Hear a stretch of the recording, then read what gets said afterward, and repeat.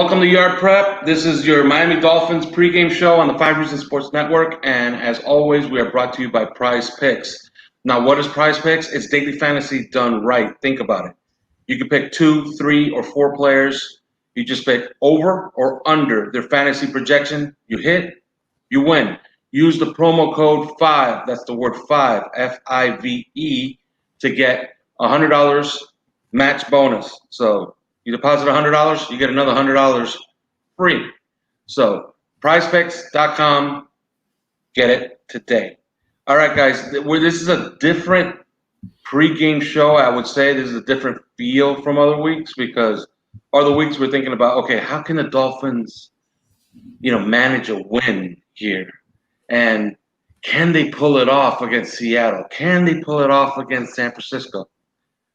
Is it safe to say, and I'll go to you first, Louis, is it safe to say we woke up this morning expecting a win and maybe even a big win?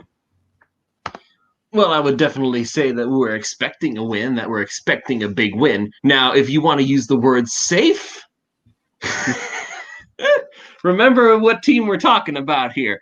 Just the same way the Miami Dolphins are notorious for defeating teams that they have no business even staying in the race in, they are also very, very, very bad at beating teams that they're supposed to beat the ever-living daylights out of. So I'm not going to say safe. That being said, I fully expect the Dolphins to win today. I expect them to, even if Fitzpatrick has a meh game, I expect them to do a pretty darn good job because in spite of the fact that it's not Sam Darnold and it is going to be the quote-unquote Dolphin killer Joe Flacco, I'm not particularly worried about these New York Jets, especially knowing who's in charge. David? Yeah, listen, you hit it right on the head when you said that we've been talking about how the Dolphins could win games coming up. I mean, listen, this is the first time since 2018, since December of 2018, that the Dolphins are going into a game favored. This is the first time since November of 2016 since they've gone in as a double-digit favorite. So as Dolphin fans, it's been a minute since we've kind of felt this way, right?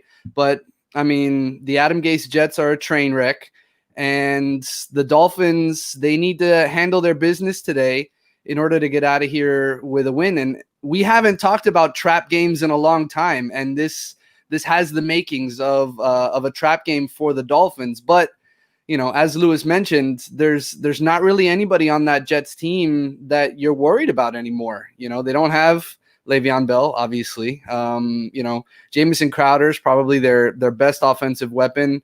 They're not starting Sam Darnold. He's hurt. Their defense is missing guys. So this really should be a game that the Dolphins win and win comfortably, and we haven't said that in a while.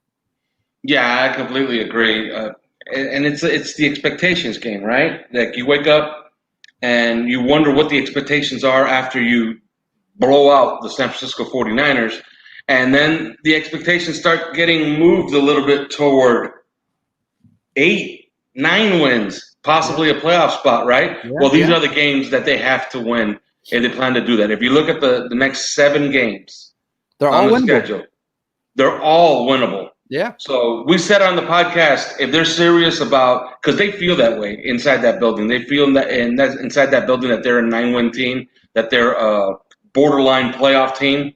If they feel that way, they got to go 5-2, and you can't go 5-2 in the next 7 without beating the Jets badly. So let me ask you this, Louis. Let's say the Dolphins do pull it off today and they win comfortably. Is this the last game in the Adam Gase era in New York? I would like to say yes, but somehow, some way, I feel like he's going to stick around. I think he has like some sort of blackmail on the owner. It's still Woody Johnson, right? He didn't stop being the owner. Okay, because I knew about the whole Woody Johnson has to stop being the owner to be political or whatever. But anyway, but so I think there's something going on there in the Jets organization that Gase still hasn't been fired, because if you've already had 2 firings, Dan Quinn is gone, and who's the other guy? I can't remember. Bill O'Brien. Bill O'Brien, yeah, right? Bill O'Brien. The Texans, right? So Bill O'Brien got fired, then Dan Quinn got fired, and the worst team in football by far, the New York Jets, Adam Gase is still there. He's still there. I don't know. Maybe Woody Johnson just likes how Gase tells the media in New York to screw off. Maybe that's the only reason he's still sticking around. So I don't think this is going to be his last game, even if the Dolphins do beat them down, because I don't know. I think he's going to get the whole season to prove that he's incompetent. Yeah, David. Listen, I hope it's his last game, because if he's still there throughout the season, there's a legitimate shot that they go 0-16 and they land Trevor Lawrence. That's kind of worst case scenario at this point, right?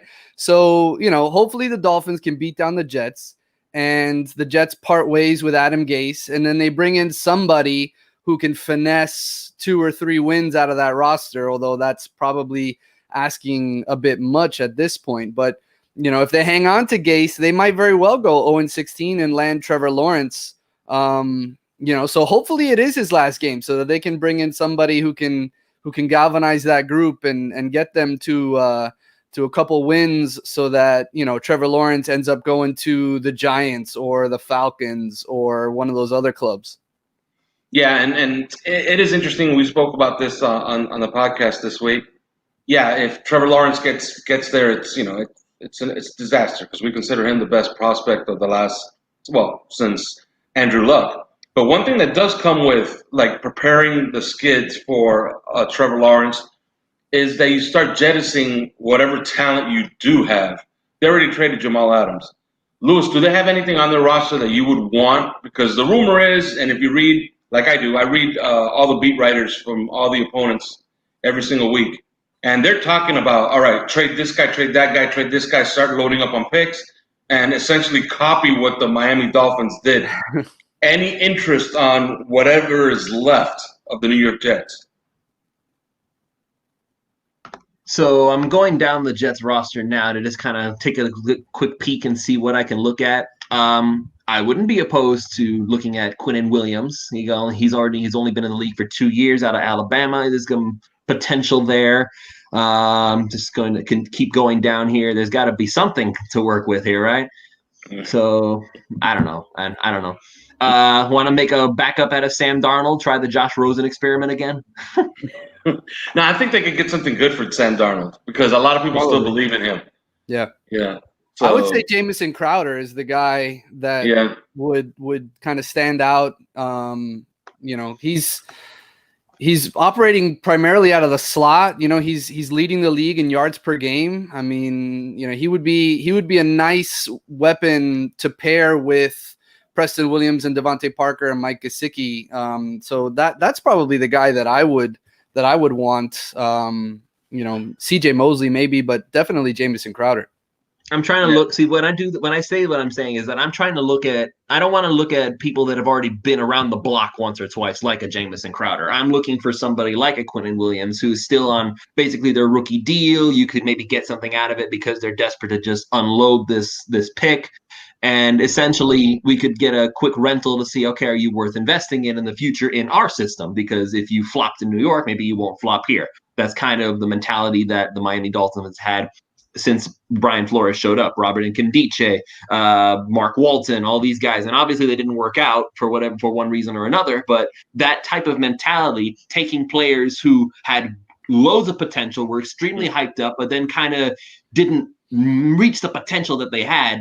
Those guys, that's what we're looking for if we're going to try to look around these things. So, again, if instead of Jamison Crowder, I'm maybe looking at maybe even a Braxton Berrios. Can we get something out of that guy? So something along those lines. Yeah, that's something that New England has done for years. Everybody's like, oh, because New England, they find these guys. No, they really don't. What they do is that they get a bunch of reclamation projects, and then one works out, and they look like geniuses. You know what I mean?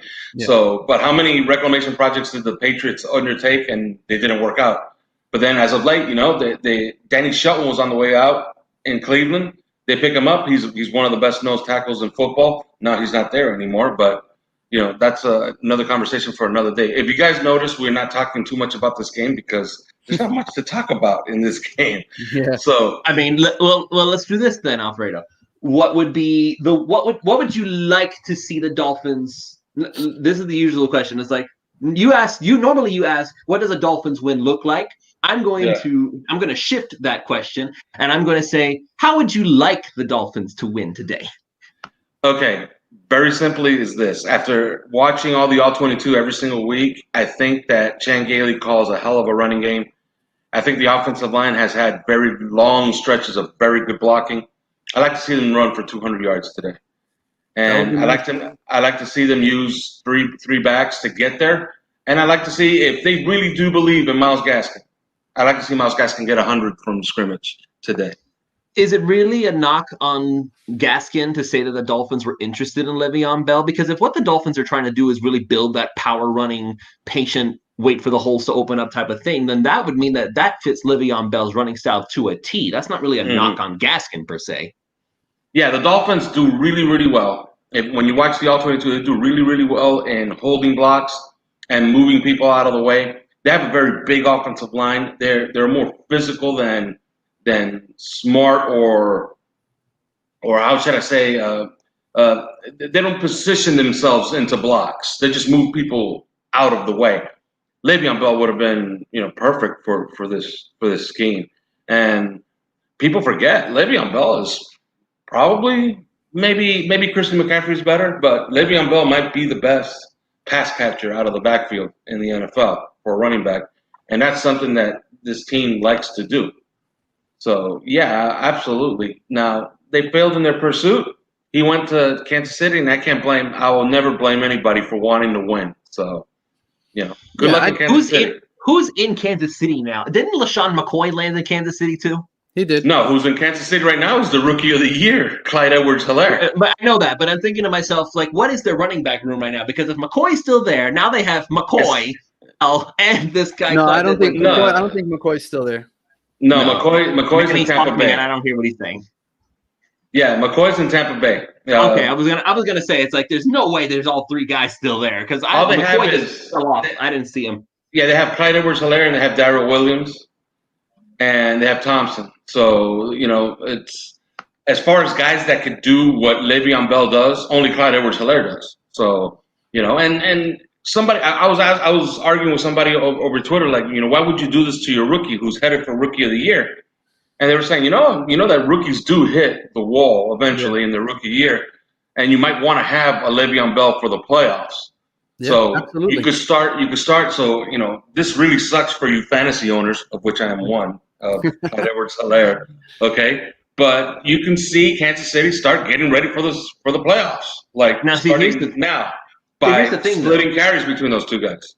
See, there's the thing though, because I thought that if he was going to pick anybody, knowing Bell's, let's say, reputation, his pattern, I didn't think he'd be willing to share the spotlight with CEH. I figured that he would have wanted to be the guy. And that would have, in Miami, that would have been the case. Like, again, all due respect to Myles Gaskin, he would have been the guy, and he would have been able to get all the carries. But apparently in Kansas City, that's not going to happen. So I guess he's really not that into being the superstar after all. I guess he just wants proof that he's gonna win it all. Well, he's looking for the platform. Kansas City is a Super Bowl contender. So for his rapping career, he's looking for the ring, And even though the Dolphins might have provided him, more carries, probably offering more money, maybe even more years on that contract in all likelihood. He saw Kansas City as an opportunity to win, right? And listen, I don't think the Dolphins' pursuit of Le'Veon Bell says anything negative about Myles Gaskin or their belief in Myles Gaskin. I think they were being opportunistic. Gaskin's averaging 3.9 yards per carry. This is an opportunity to bring somebody in who could probably better that, But I do think that today's going to be a big game for him. I think he's going to get opportunities. I think, the Dolphins will be able to attack downfield and use the pass to set up the run. Typically, people say use the run to set up the pass, but the Dolphins for years have been sort of the opposite with that, right?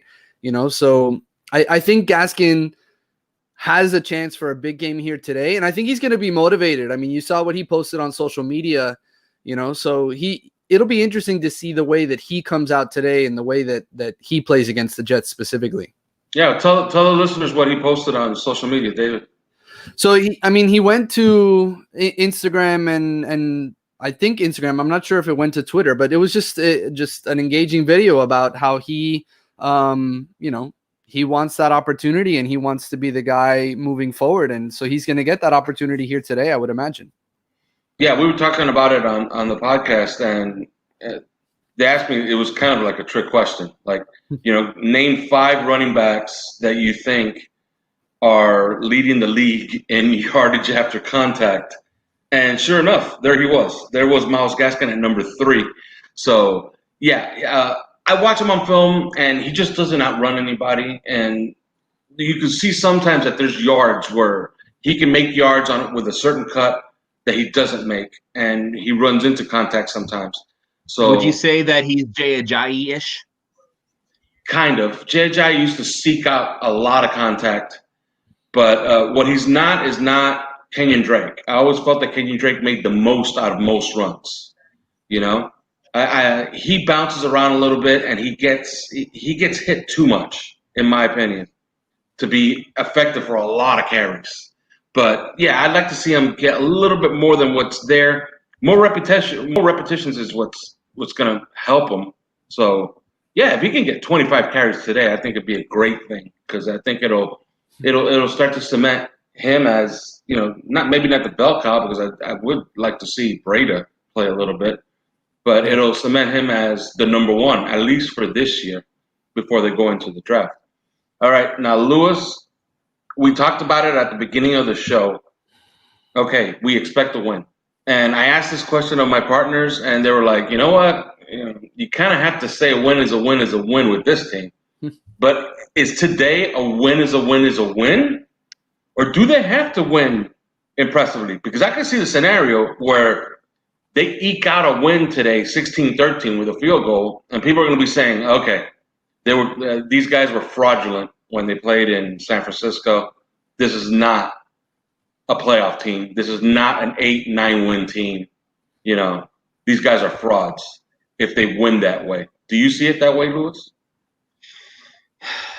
That's a tougher question, because I think we all ascribe to the notion that any given Sunday, right? Like we can agree on that any given Sunday, some team can pull something out of their hats and suddenly come out with a victory where they had no business winning.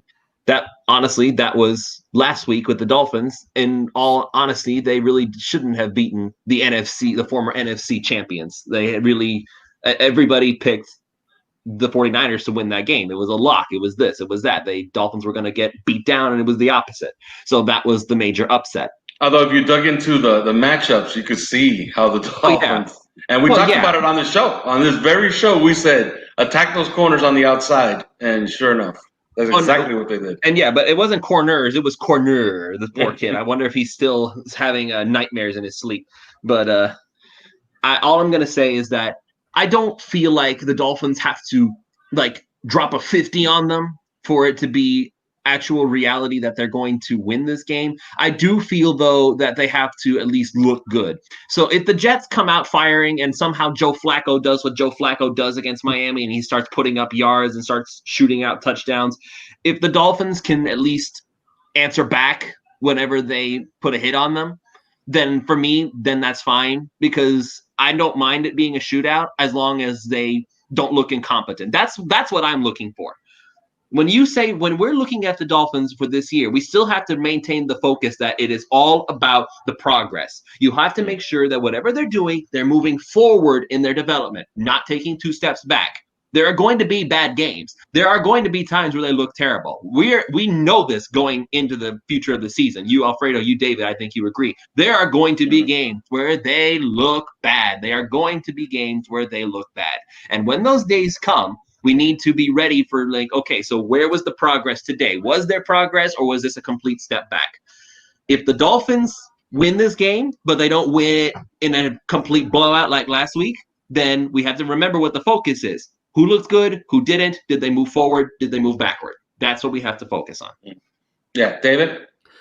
Listen, the Dolphins haven't won back-to-back games by double digits since 2015. That's before Adam Gase. That's before Brian Flores, obviously. It's been a minute since the Dolphins have dominated 2 weeks back-to-back. So, I mean, just that on the surface, you worry a little bit about, how the team comes out. I mean, again, they're favored for the first time in more than a year.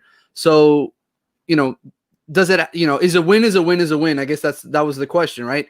Yeah. I think at this point, yeah, like, listen, this is a team that they should beat. And if they're serious about making the playoffs, they have to beat.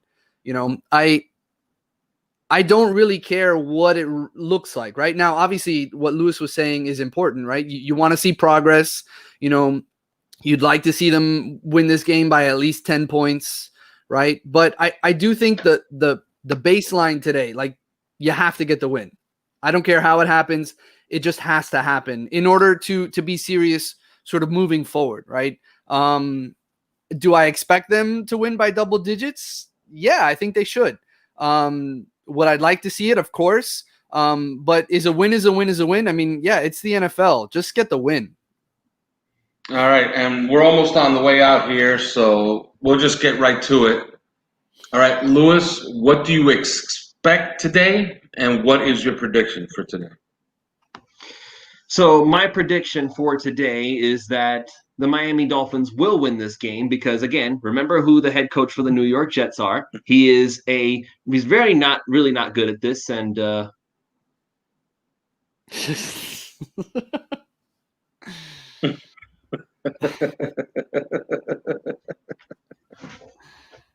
I'm sorry. I blacked out for a second there. I saw taco. Did you guys see the taco? Did you guys see? No, I didn't see anything. I don't know. No? I don't know what you're talking about. Yeah. Okay. Anyway, sorry. Focusing now. All right. So anyway, Adam Gase. So look, the way that Adam Gase coaches these Jets, everybody's sick of him. Everybody's tired of his nonsense. Everybody's tired of dealing with him. So these Jets, unless they're going for revenge, of which they don't really have a reason to get revenge on the Dolphins, this is just going to be I expect a beatdown. I really do. I really expect a beatdown. The only reason I have a word of caution is that I have to remember what team we're talking about here, the Dolphins, which are, again, notorious for losing to teams they shouldn't. That being said, I do expect the Dolphins to win. I do expect Ryan Fitzpatrick to put up 300 yards passing. I don't think Gaskin will get 100 yards, but I think he'll get close. So with that said, I'm going to go ahead and say that the Dolphins are going to win today somewhere along the lines of 35-15. That's fair. David? Listen, I think the Dolphins have a huge opportunity in front of them, right? I mean, Alfredo, you mentioned it at the start. The next 7 games are all winnable games. And if they want to get into the playoffs, they have to go at least 5-2, maybe even 6-1, because their last 4 games this year, those are tough. Those are brutal. Yeah, that final stretch. Absolutely. So the Dolphins, I think, they can't beat themselves today. They've been really disciplined all year long. They are top 10 in terms of like fewest penalties and fewest penalty yards. The Jets are, on the opposite of that spectrum, right? They're top 3 in most penalties and most penalty yards. That's something that we saw with the Gase-led Dolphins down here, right? The Dolphins can't beat themselves today. If they start fast in their 2 wins, they were leading in at the end of the first quarter 14-0. If they do something like that, they can blow the doors off the Jets, right? But if they don't start fast, it could end up being, a closer game than we would want. I think they'll have some opportunities with Parker and Williams and Gesicki. Last year against the Jets at home, those 3, they combined for 15 catches, over 200 yards, 3 touchdowns. That all of that stuff can set up a big day for Myles Gaskin. So I think that this has the potential for a trap game for the Dolphins, but if they start fast, if they attack Flacco, they'll have an opportunity to run away with this one. Ultimately, I think they'll win it 30-16, something like that. Yeah, that's interesting you said that, because that was exactly my prediction on the 3 Yards Per Carry podcast, and I do see it some way. It's 30-16 is comfortable enough where you're happy with the win, but it's also a score that you're kind of suspicious about, Yeah. Like, how did we pull away late in this game? I expect pretty much the same thing. You said trap game. I don't see how they can have a trap game because it's the first time that they've had the opportunity for a trap game in years, So. Yeah, so how can you have a trap game when you're not getting trapped from anything because your expectations aren't to win every single game? So I think they'll be plenty focused I think Brian Flores will have them plenty focused for this game. I think they'll concentrate on the run game. I do think they'll have some success, and maybe Myles Gaskin will get on the board finally with a 100-yard rushing game. And I do see it the same way, 30-16. It's going to be a little bit closer than I would say is comfortable for most of the game, but the Dolphins take over in the second half and especially in the fourth quarter and pull away to a little comfortable win. 2 touchdowns, that's enough. They cover. Yeah. All right, guys. One thing I want to say, Alfredo, before we go, Mm-hmm. since you brought it up, we need to look at this game and just be thankful that we got a coach like Brian Flores, because you can see the difference in how the teams react. It's like a night and day change. Like Brian Flores, his team is focused, his team is developing. Mm-hmm. Adam Gase is the polar opposite. They're out of it. They don't care. They're regressing rapidly as we speak. Poor Sam Darnold. He landed in the worst spot possible. And quite frankly, yeah, and they played a game in Thursday night a couple weeks ago against Denver, and it was an absolute clown show with 6 personal fouls. You know, that was during the Dolphins era too. The penalties were ridiculous. Mm-hmm. That's not the case with Flores. So you got to give credit to our new coach, because he is worlds beyond what we had before. So yeah, so I said it earlier, you know, a win is a win, but not in this case. I really don't. I really don't believe that's the case. That, you know, today you're facing a team that's weakened and it's ready to get beat down. You know, get some revenge on Joe Flacco. He's beaten you like 4,000 times in the last 10 years. Okay, just go out and kick the crap out of him. All right, guys. There is no show next week because the Patriots, you had a few COVID cases. They moved about 15 games for the Dolphins and gave us an early bye week. So we have to pay for their sins. So there will be no show next week, but there will be a post-game show today, and Lewis will be at the head of that. So he will see you then. All right, guys.